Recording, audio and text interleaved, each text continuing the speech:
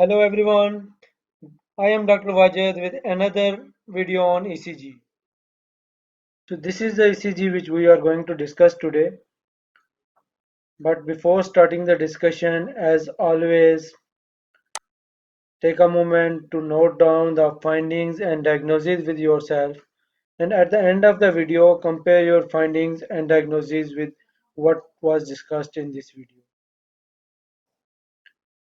So let's begin the discussion. As you know, the first thing which we look at on an ECG is rhythm. And for rhythm, we look at the rhythm strip or lead 2. As you can see at the bottom of the ECG, there is a long lead. This is called the rhythm strip, and presence of upright and prominent P waves before each QRS complex means that this is a sinus rhythm.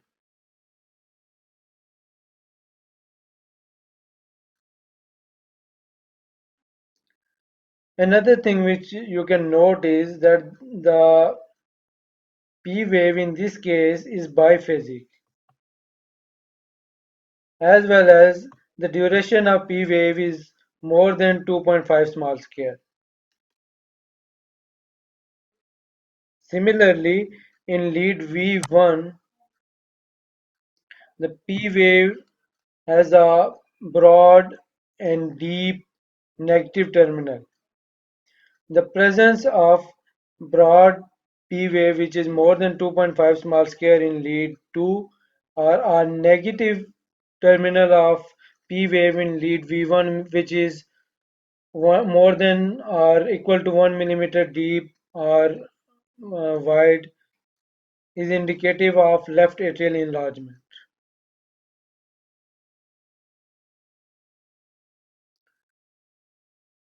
Also, the PR interval in this case is prolonged.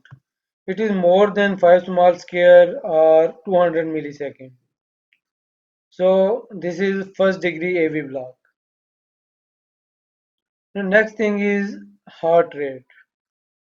As you know that there are multiple methods to calculate heart rate, but in our videos we use a simpler method in which we select a QRS complex which lies on broad vertical line. In this case, this is the QRS complex which lies on a broad vertical line.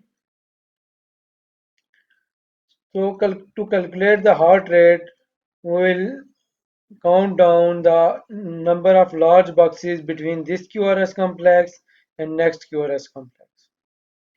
The first large box will become counted as 300, next as 150, 100, 75, and 60. So as you can see that the second QRS complex lies between 75 and 60. So heart rate in this case is approximately 70 beats per minute. So next thing is axis. For axis we look at the direction of QRS complex in lead 1 and lead AVF. In this case, as you can see that the QRS complex in lead 1 is directed upwards, while the QRS complex in lead AVF is isoelectric. It means that the amplitude of R wave is equal to the amplitude of S wave. So the net direction of axis is toward lead 1. So this is basically a horizontal axis. Now if you look closely, you can see that there is a QR pattern in lead V1. Normally, this is not the case. Normally, there is a deep S wave in lead V1. While in this case, you can see there is a Q wave followed by an R wave. This is called QR pattern. Also, the duration of QRS complex is more than 3 small square. So presence of QR complex in lead V1 along with a broad QRS complex means that this is our right bundle branch block.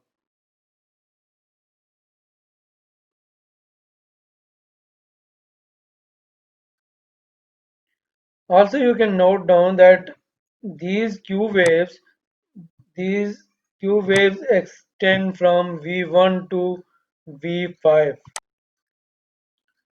Also, there are small Q waves present in lead 1 and lead AVL.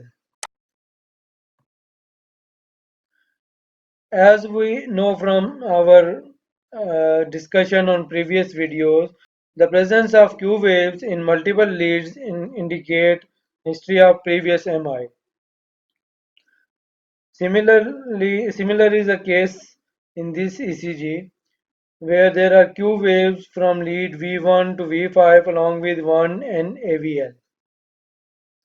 Also, you can note that there is a ST elevation of about 2 millimeter, 2 to 3 millimeter from lead V1, V2 to lead V4.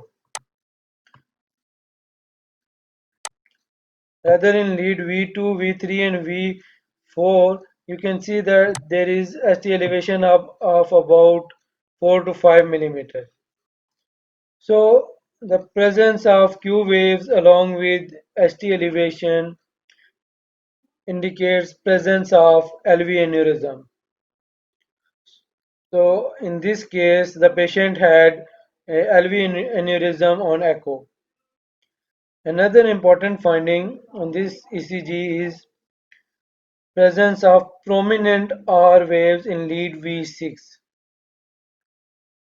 The amplitude of R wave is about 5, 10, 15, 20, 25, 30 and 31 millimeter. The amplitude of R wave in lead V6 is about 31 millimeter.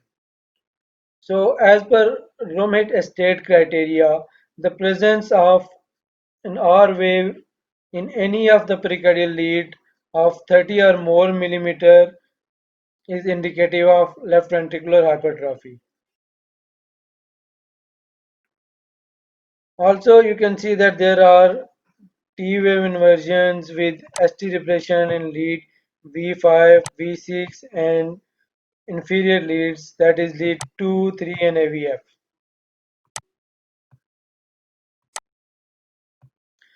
These changes could be secondary to ischemia as well as left ventricular hypertrophy.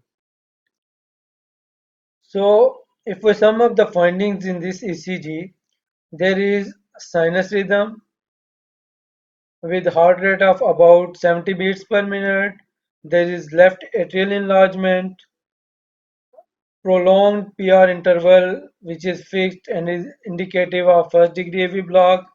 The axis is horizontal with right bundle branch block and Q waves with ST elevation in anterior lateral indicative of an LV aneurysm as well as left ventricular hypertrophy. So this was all for today. Hopefully you like the video. For more videos, kindly subscribe to this channel and stay tuned. Thank you and Allah Hafiz till next time.